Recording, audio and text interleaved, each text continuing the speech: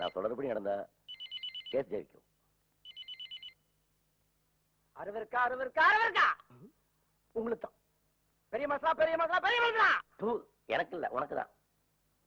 நாட்டு போறான் நாட்டு போறான் நாட்டு போறான். எனக்கு தான். உன் கேஸ் படாலியா புட்டுக்குச்சு. என்ன அது? என்ன கேஸ் புட்டுக்குச்சுங்கறான்? என்னன்னு கேளு. முழுசா கேளியா? கேஸ் போனா போகுது. புண்டாட்டிய கேஸ வாபஸ் வாங்கிட்டா டவுரி கேஸ் போட முடியாதியா? அறிவு இருக்கா? அங்கயா அங்க என் பொண்ணே கேஸ வாபஸ் வாங்கிட்டாளா? அப்ப கேஸ் நிக்காது. ஐயோ கூட்டிட்டு போ.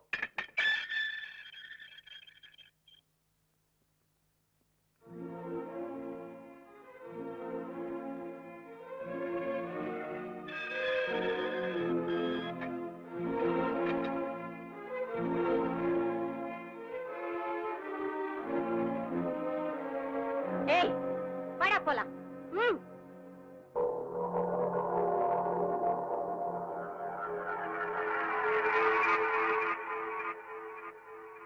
அம்மா அங்கங்க போற, இங்க வா. வக்கீலையா வரது யாருன்னு தெரியுதா? என்ன உன் புருஷன் வரல? பின்னாடி வரான? உன்னை போலீஸ் ஸ்டேஷன் வாசல்லையே அம்போன்னு விட்டுட்டு போயிட்டானா?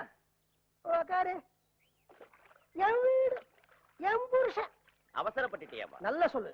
அவசரப்பட்டுட்டியாமா? நல்லா சொல்லு. அவசரப்பட்டுட்டியாமா? அதையே சொல்லிட்டு இருக்காதியா, வேற சொல்லு. கேஸ் உன் பக்கம் ரொம்ப ஸ்ட்ராங்கா இருந்தது. விட்டு இருந்தா அவங்களை 7 வருஷம் உள்ள தள்ளிருப்பாங்க. அதுக்கப்புறம்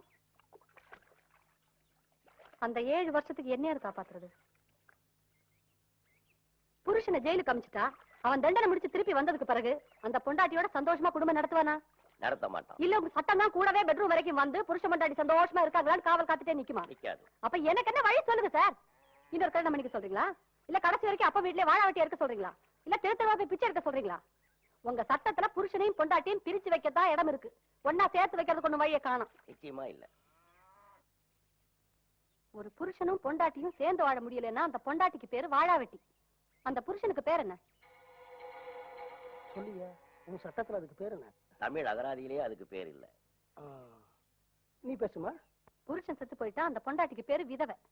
பொண்டாட்டி செத்து போயிட்டா அந்த புருஷனுக்கு பேர் என்ன? சொல்லியா, இதுக்கு சட்டத்துல பேர் இல்லையா? தமிழ் அகராதியிலே இல்ல. ஆம்பளையால கைவிடப்பட்டு அதனால வாழ வழி தெரியாம தடமாறி போற பொண்ணுக்கு பேரு விபச்சாரி. அப்படி போற ஆணுக்கு பேர் என்ன? இதுக்கும் சட்டத்துல இடம் கிடையாது, தமிழ் அகராதியில பேர் கிடையாது இல்லையா? இல்ல. ஒரு மணவரையில ஒண்ணு சேர்ந்து ஒரு முத ராத்திரியில ஒருத்தருக்கு ஒருத்தர் புரிஞ்சுக்கிட்டு ஆயுசு பூராவும் ஒன்னா சேர்ந்து வாழற ஆம்பளையும் பொம்பளையும் நினைச்சாதான் இந்த சமுதாயத்துல இருந்து வரதட்சணை குடும்பம் ஒழியும். உங்க சட்டத்தினால ஒண்ணும் செய்ய முடியாது. கரெக்ட். அதை விட ஜெயிலுக்கு போகாம என் பொண்டாட்டி என்ன காப்பாத்தினாலேங்கிற நல்லெண்ணத்துல என்னைக்காவது என் புருஷன் வந்து என்ன கூப்பிடுவாருங்கிற நம்பிக்கை இருக்கு. அது போதும். அத கொடு. இந்தாப்பா. இந்த வெக்கையில எடுத்து மாட்டுக்கு போடு. நான் வைக்கலையா? அதனால என்ன போய் போட சொல்ற வைக்கல? அவன் சொல்ற எல்லாத்துக்கும் கரெக்டுங்கிற. எரும மாடு மாதிரி மண்டையாடுற. அப்புறம் என்ன வைக்கல? எப்போ இந்த குடும்ப கௌரவம் போலீஸ் ஸ்டேஷன் வரைக்கும் போயிடுச்சோ இனிமே அவளுக்கு இந்த வீட்டுல இடம் இல்ல. இன்னையோட அவளை தலைமுழுகிடு. அடுத்த முகூர்த்தத்திலேயே உனக்கு வேறொருத்தைய கட்டி வைக்க போறேன்.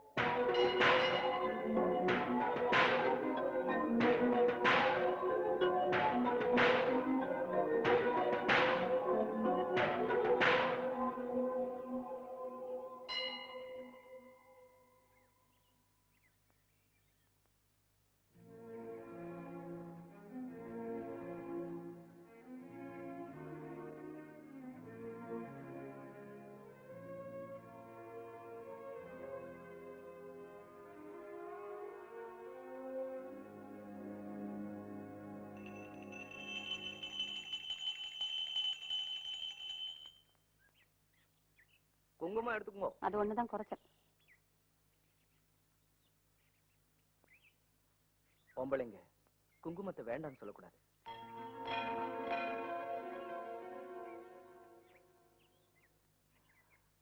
நான் எவ்வளவோ போராடி பார்த்தேன். ஆனா எங்க அம்மா கேட்கல. எங்க அம்மா எனக்கு வேற கல்யாணம்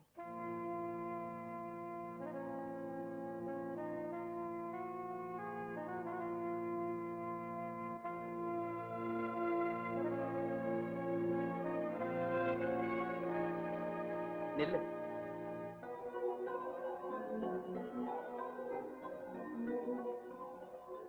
பதிலே சொல்லாம போனா எப்படி? என்ன சொல்ல சொல்றீங்க? உங்க அம்மா சொல்லிட்டாங்க, நீங்க உங்க வார்த்தையை மீற மாட்டீங்க. முடிஞ்சா எனக்கு ஒரு பத்திரிகை வைங்க, வந்து வாழ்த்திட்டு போறேன். வேற என்ன வேணும்? விடுதலை பத்திரம் வேணுமா? எங்க கையெழுத்து போடணுமா சொல்லுங்க, போட்டு தரேன். உங்களுக்கு என்னங்க, நீங்க ஆம்பளை, அப்பாக்காக ஒருத்தி கட்டிக்கலாம், அம்மாக்காக ஒருத்தி கட்டிக்கலாம், அக்கா, தங்கச்சி, அண்ணன், தம்பி, மாமன், மச்சான், வேலைக்கார, இப்படி ஒவ்வொருத்தருக்காக ஒண்ணு கட்டிக்கலாம். பொம்பளை ஜென்மம் அப்படி கேவலப்பட்டு போய் தானே கிடக்கு. ஆனா ஒண்ணு மட்டும் சொல்றேங்க, புருஷன் வீட்டுக்கு வர்ற பொண்ணு மாமனார் நம்பி வர்றதில்ல, மாமியார் நம்பி வர்றதில்ல, புருஷங்கிற ஒரே ஒரு ஆதரவு நம்பித்தான் வர்றான். அது ஒண்ணு மட்டும் கிடைச்சிட்டா போதும், மத்த எல்லா கொடுமைகளையும் தாங்கிவா. எனக்கு உன் மேல ஆசை இல்லைன்னா இவ்வளவு தூரம் உன்னை தேடி வருவேனா கோடீஸ்வரி? இப்ப கூட ஒண்ணும் கெட்டு போல. கல்யாணத்துக்கு நிறைய நேரம் இருக்கு. ஒரே ஒரு வார்த்தை, நான் செஞ்சதெல்லாம் தப்புன்னு எங்க அம்மா கிட்ட சொல்லிடு. எப்படியாவது கஷ்டப்பட்டு இந்த கல்யாணத்தை நான் நிறுத்துறேன்.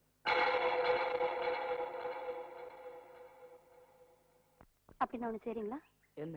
உங்க அம்மா விட்டுட்டு என் கூட வந்துருங்க, நம்ம தனி கொடுத்தன போயிடலாம். என்ன முகமே மாறி போச்சு? அது எப்படி முடியும் கோடீஸ்வரி? ஏன் முடியாது? இல்ல, என்னை விட்டுட்டு எங்க அம்மாவால ஒரு நாள் கூட இருக்க முடியாது. உங்க அம்மாவால இருக்க முடியாதா, இல்ல உங்களால இருக்க முடியாதா? என்னாலையும் இருக்க முடியாது. ஓ, ஒரே ஒரு நாள் கூட உங்களால உங்க அம்மாவை பிரிஞ்சு இருக்க முடியாது. ஆனா நாங்க பொம்பளைங்க மட்டும் பெத்தவங்களை அடியோட மறந்துட்டு ஆயுசு பூராவும் உங்களோட இருக்கணும். தாலி ஏறின மறு நிமிஷமே உங்க அப்பா வீட்டுக்கு போகாத, உங்க அம்மா கூட பேசாத, உங்க அண்ணன் தம்பியோட பழகாத, அதை பண்ணாத இதை பண்ணாதேன்னு சட்டம் போடுவீங்க. அப்பா வீட்டு அடியோட தலை முழுகிட்டு அவங்க கொடுக்குற சொத்த சவத்தை மட்டும் எனக்கு கப்பம் கட்டிட்டு என் காலடியில விழுந்து கட்டுறீங்க. ஏன்னா நாங்க உங்களுக்கு அடிமைங்க தானே, அதை மனசுல வச்சுட்டு தானே மறுபடியும் இங்க வந்திருக்கீங்க. கொண்டாட்டின்னு வர்றவ புருஷனை அனுசரிக்கணும், மாமனார் அனுசரிக்கணும், மாமியார் அனுசரிக்கணும், அவங்க சொந்த பந்த அத்தனை பேரை அனுசரிக்கணும். அதே மாதிரி நீங்களும் எங்களை அனுசரிச்சு போகணும்னு நான் சொல்ல வரலைங்க. கொண்டாட்டியும் ஒரு ஜீவன், அவளுக்கு உணர்ச்சிகள் இருக்கு, அதுக்கு கொஞ்சம் மதிப்பு கொடுக்க கூடாதா? ஏதோ புருஷனை கட்டணும், பொங்கி போட்டோம், படுத்து எந்திரிச்சோம், புள்ளைய பெத்தோம் வாழ்றதுக்கு பேரு வாழ்க்கை இல்லைங்க. ஆசா பாசம், விருப்பு வெறுப்பு, மான மரியாதை, சொந்த பந்தம் எதுவுமே இல்லாம வாழ்றதுக்கு நாங்க என்ன மறக்கட்டையா? அப்படி மறக்கட்டையாதான் கிடக்கணும்னா அது அங்க கிடக்கலாம், இங்க கிடக்கலாம், எங்க வேணாலும் கிடக்கலாம். புருஷ வீட்டுல தான் கிடக்கணும்னு ஒண்ணும் அவசியம் இல்லை. நீங்க உங்க அம்மா சொல்ற பொண்ணே கட்டிக்கிட்டு சந்தோஷமா இருங்க. உங்க அம்மா உங்க அண்ணனுக்கு 2 கல்யாணம் பண்ணி வச்சாங்க, இப்ப உங்களுக்கு 2. உங்க அப்பா மட்டும் பாக்கி இருக்கிறாரு, அவருக்கு ஒண்ணு கட்டி வச்சிட சொல்லுங்க, குடும்பத்துக்கு பொருத்தமா இருக்கும்.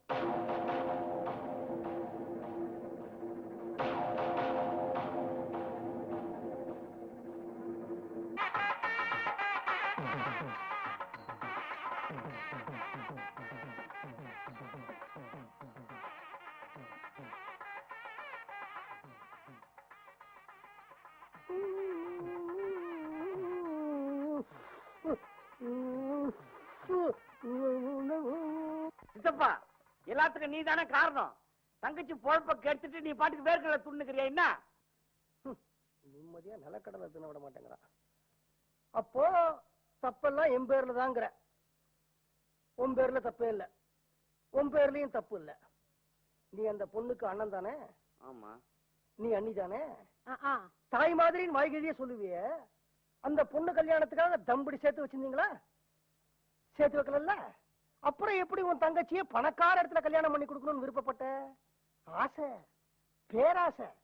இந்த ஆசையும் பேராசையும் உனக்கு மட்டும் இல்லப்பா, பெண்ணை பெத்தவங்கள 100க்கு 95 பேருக்கு இருக்கு. 5000 ரூபாய் வச்சிருக்கிறவன் 50,000 ரூபாய் மாப்பிளைய பாக்குறான், 50,000 வச்சிருக்கிறவன் 5 லட்சம் ரூபாய் மாப்பிளைய பாக்குறான், 5 லட்சம் ரூபாய் வச்சிருக்கிறவன் 5 கோடி ரூபாய் மாப்பிளைய பாக்குறான்.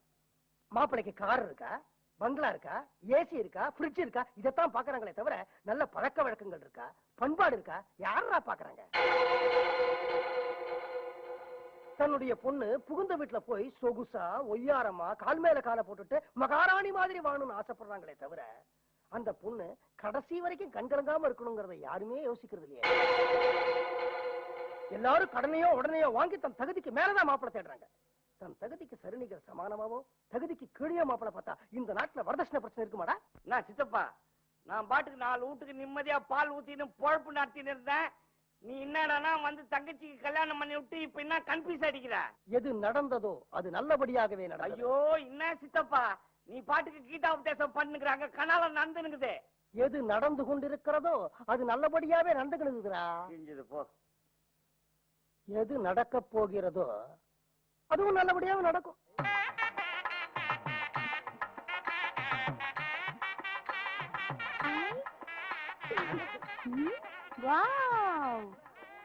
மாமா, உங்களை பார்த்தா ஃபேமிலி லைஃப்ல இருந்து ரிட்டையர் ஆன ஓல்டு மேன் மாதிரியே தெரியலையே. அப்படியே எங்க இருக்கீங்க? மாமா, கொண்டு பாருடா. உங்க மகனை கல்யாணம் பண்ணிக்கிறதுக்கு பதிலா உங்களை கல்யாணம் பண்ணிக்கிட்டா? அத்தை, உடம்புல மினு பாலிஷ் குறையாம, இந்த முகத்துல தேஜஸ் குறையாம அப்படியே கிளாமரா இருக்கீங்க அத்தை. இந்த 3 வெள்ளை முடிய மட்டும் கருப்பாக்கிட்டா நீங்க டைரக்டா சினிமாவுக்கு வந்துடலாம். ஒரு ஹீரோயின் உங்க முன்னாடி நிக்க முடியாத அத்தை. நான் அவ புருஷன். எங்களுக்கு கல்யாணம் ஆகி 30 வருஷம் ஆகுது. இதுவரைக்கும் நான் அந்த இடத்தை தொட்டு பார்த்தது கூட கிடையாது. ஏன் அனுமதி கிடைக்கலையே. அப்புறம் 3 பிள்ளைங்க எப்படி? அது வேற கதையா? முகூர்த்தத்துக்கு நேரமாச்சு, வாமா.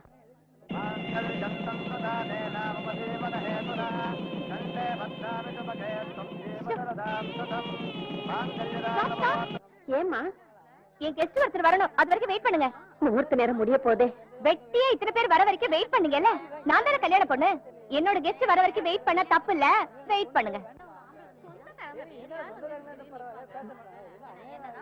ஹாய். ஹாய். வந்துட்டேன். நானும் வந்துட்டேன். ஏண்டா முண்டோ, கொஞ்சம் பேர் அறிவு இருக்காடா உனக்கு? என் பின்னாடி நீ ஜொல்லு விட்டு சுத்திட்டு இருக்கும்போது ஒரு நாளாவது லேட்டா வந்திருக்கியாடா? பார்க், பீச், ஹோட்டல், தியேட்டர் ஏதாவது ஒரு இடத்துக்காவது லேட்டா வந்திருக்கியாடா? I'm sorry. என்ன சாரி? அவர் மட்டும் என் கழுத்துல தாலி கட்டிருந்தா நீ எனக்கு கொடுத்தது நான் திருப்பி கொடுக்க முடியுமா? அதான் இப்ப வந்துட்டேன் இல்ல, கூடு கலெக்ட் பண்ணிக்கிறேன்.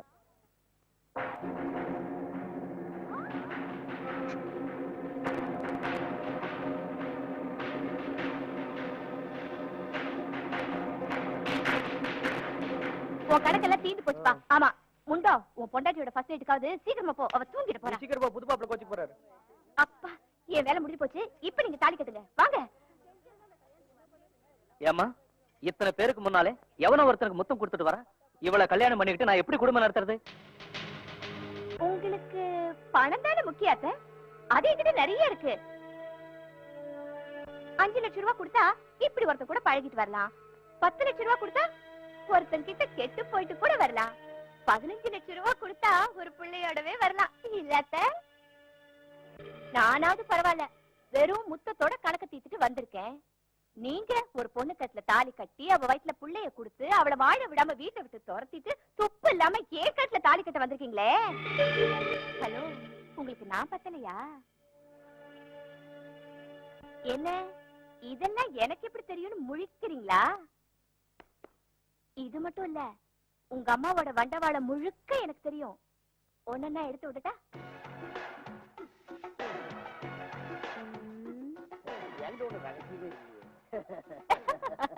என்ன கிளிப்புள்ள பக்கிரி? பக்கிரியா?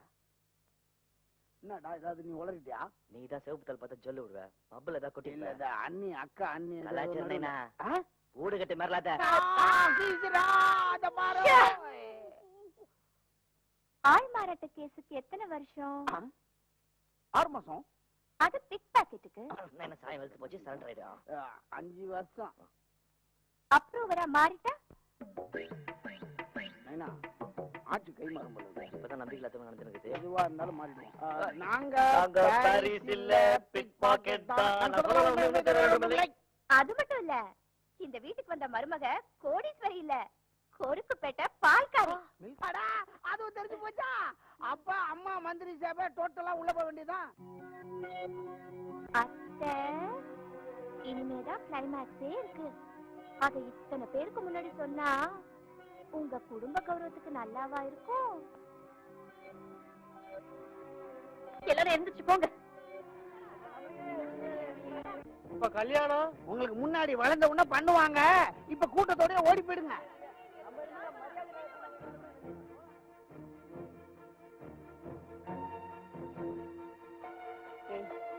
யார் நீ? சொல்லு. சொல்ல போறியா இல்லையா? நான் சொல்றேன். இப்ப தெரிஞ்சுதா என்ன யார் அனுப்புனதுன்னு? ஏய் சொல்லு, வாங்க. வந்துட்டேன். நிஜமான சொல்லுதான். அடுத்த வாரம் எனக்கு உங்களுக்கு கல்யாணம். அதனால முத்தம் கொடுத்தாங்க. வேற ஒண்ணும் இல்ல, நீங்க தப்பா நினைச்சுக்காதீங்க.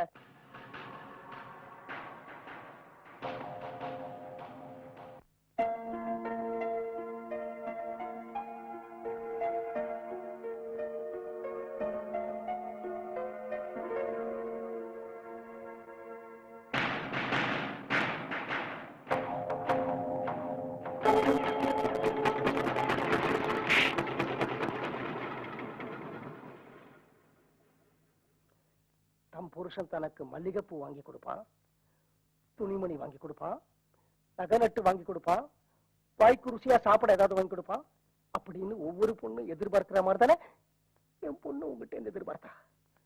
அவளுக்கு நீ என்ன வாங்கி கொடுத்த? அல்வால விஷம் கலந்து கொடுக்கல? ஈவு இறக்கம் இல்லாம என்னுடைய பொண்ணை கொல்லல? என்ன சொல்றீங்க மாமா? இது ஒரு கொலகார குடும்பம்னு சொல்றேன்.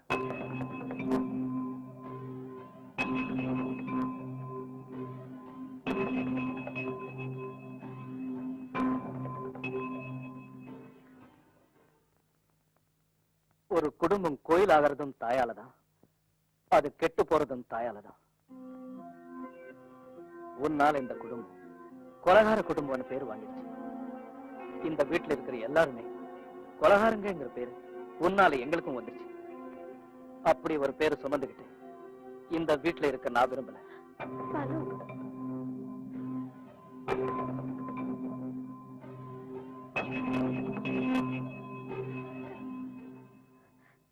நில்றா.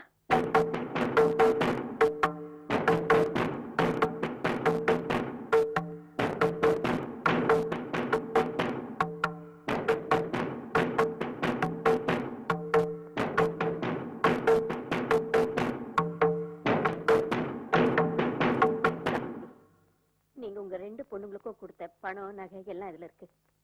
இனிமே இது எனக்கு தேவையில்லை. ஐயோ சம்மந்தமா? இது வரைக்கும் நான் ஆஸ்தி, அந்தஸ்து, ஆடம்பரம், அதிகாரம் இதெல்லாம் தான் குடும்பம் நினைச்சனே தவிர சொந்தம், பந்தம், பாசம் இதெல்லாம் தான் குடும்பம் தெரியாம போயிடுச்சு. எனக்கு இனிமே என்ன வேணும்னு இப்பதான் தெரிஞ்சது. மகன் வேணும், மருமக வேணும், பேரன் வேணும், பேத்தி வேணும், என் வீட்டுல சந்தோஷம் வேணும். வாமா வாசுகி வா. என்னம்மா அந்த பக்கம் திரும்பி நிக்கிற? உன் மாமியார் இன்னைக்குத்தாமா மாமியாரா நிக்கிறாங்க. கால்ல விழுமா? என்னம்மா? விசாரணை இல்லாம கொடுமைப்படுத்தி ஒரு நிரபராதிய ஒரு தடவை தூக்குல போட்டாச்சுன்னா மறுபடியும் பிழைக்க முடியுமா சித்தப்பா? என் வாழ்க்கை முடிஞ்சு போச்சு சித்தப்பா.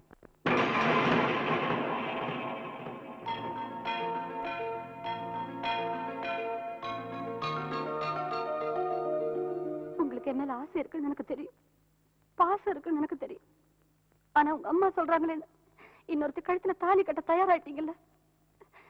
ஒருவேளை அந்த பொண்ணு தடுக்காம இருந்திருந்தா நிச்சயமா தாலி கட்டி இருந்திருப்பீங்கல்ல. அதுக்கப்புறம் என் வாழ்க்கைக்கு என்னங்க உத்தரவாதம்? அப்புறம் நான் உங்களை எந்த விதத்துல நம்புறது? நான் இந்த வீட்டுல வாழாம போறதுக்கு மொத காரணம் நீங்க தான். மாமா, மாமனாருங்கிறவரு தகப்ப மாதிரி. இந்த வீட்டுக்கு வர்ற மருமகளை காப்பாற்ற வேண்டியது உங்க கடமை இல்லையா? உங்க பொண்டாட்டி எதிர்த்து பேச தைரியம் இல்லாம உங்களை நீங்களே காப்பாத்திக்கிறதுக்காக எங்களை கை கழுவி விட்டுட்டீங்களே. நான் இந்த வீட்டுல வாழாம போறதுக்கு நீங்க தான் ரெண்டாவது காரணம்.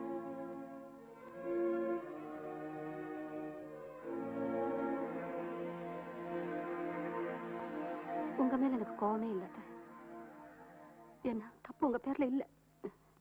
இந்த ஆம்பளை ஜாதிங்க எப்பவுமே இந்த மாதிரிதான். அவங்க எந்த தப்பையுமே நேரடியா செஞ்சுட்டு பழைய தமையில போட்டுக்க மாட்டாங்க. பொம்பளைங்களை தூண்டி விட்டு அவங்களுக்கு வேண்டியதெல்லாம் சாதிச்சுக்கிட்டு பழைய பொம்பளை மேல போட்டு சௌரியமா இருக்க பழகினவங்க. அவங்களுக்கு என்ன வேணும் அதை உங்க மூலியமா கேட்டிருக்காங்க. இல்லன்னா நீங்க வரதட்சணை கேட்கறப்ப நகனிட்டு கேட்கறப்ப எங்களுக்கு அதெல்லாம் வேண்டாம், நல்ல பொண்டாட்டி கிடைச்சா போதும், அவங்களுக்கு நாங்க சம்பாதிச்சு நகனிட்டு வாங்கி போட்டுக்குவோம் அப்படின்னு யாராவது ஒரு வார்த்தை சொன்னாங்களா? நான் இந்த வீட்டுல வாழாம போனதுக்கு நீங்க 3வது காரணம் தான்.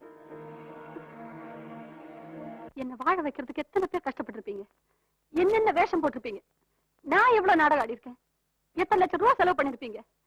இப்படி எல்லாம் கஷ்டப்பட்டாதான் ஒரு பொண்ணை வாழ வைக்க முடியும்னா கல்யாணங்கிறது சொர்க்கத்துல நிச்சயமாகுது. 1000 காலத்து பயிர், சாஸ்திரம், சடங்கு, சம்பிரதாயம், இதுக்கெல்லாம் என்ன அர்த்தம்? பொண்ணு பாருங்க, உங்களுக்கு பிடிச்சிருக்கான்னு சொல்லுங்க, எனக்கு பிடிச்சிருக்கான்னு சொல்றேன், கல்யாணம் பண்ணிக்குவோம். உங்க வீட்டுல குடும்பம் நடத்துவோம், இல்ல எங்க வீட்டுல குடும்பம் நடத்துவோம், இல்ல 2 பேருக்கும் பிடிச்சிருந்தா பணி கொடுத்தனம் போவோம். நீங்க சம்பாதிங்க, நான் சமைச்சு போடுறேன். உங்க சம்பளம் பத்தலையா, நானும் சம்பாதிக்கிறேன். புள்ள குட்டிகளை பெத்துக்குவோம், அவங்கள வளர்த்து ஆளாக்குவோம், அப்படியே சந்தோஷமா காலத்தை கழிப்போம். இப்படி அமைஞ்சா தானே அது குடும்ப வாழ்க்கை. இப்படி ஒவ்வொரு பொண்ணுக்கும் வாழ்க்கை அமைஞ்சிட்டா எந்த பொண்ணாவது புருஷன் வீட்டை விட்டு வெளியேறுவாளா? வரதட்சணை கொடுமை, மாமியா கொடுமை, மாமனா கொடுமை, மச்சினம் கொடுமை, நாத்தனா கொழுந்தியா புடுங்கல், பொண்டாட்டி மேல சந்தேகம், இப்படி எல்லாம் ஒன்னா சேர்ந்து வர்றதுனால தானே அவ வாழ்க்கைய வேணாங்கிற முடிவுக்கு வர்றா. உங்க எல்லாருக்கும் இப்படிப்பட்ட நினைப்பு வர்றதுக்கு என்ன காரணம்? பொம்பளையோட அடிமத்தனம், அவனோட கேவலமான நிலைமை. வயசுக்கு வந்த பொண்ணு கரையேறாம வீட்டோட இருந்துட்டா அசிங்கன்னு பெத்தவங்க நினைக்கிறாங்க. கல்யாணம் பண்ணி புருஷன் வீட்டுக்கு போனவ புகுந்த வீட்டு படிய தாண்டிட்டா அவமானம் அவளே நினைக்கிறான். கட்டி கொடுத்த பொண்ணு வாடா வட்டியா பிறந்த வீட்டுக்கு வந்துட்டா கேவலம்னு பெத்தவங்க நினைக்கிறாங்க. பொம்பளை மனசுக்குள்ள இந்த அடிமத்தனம் இருக்கிற வரைக்கும் வரதட்சணை ஒழியவே ஒழியாது. வாழா போன இந்த வரதட்சணை ஒழியணும்னா பொம்பளைங்களுக்கு துணிச்சல் வரணும். ஆம்பளைங்க துணை இல்லாம இந்த உலகத்துல பொம்பளைங்க தனியா வாழ முடியுங்கிற தைரியம் வரணும். மறுபடியும் இந்த குடும்பத்துல வாழ நான் தயாரா இல்லை சித்தப்பா.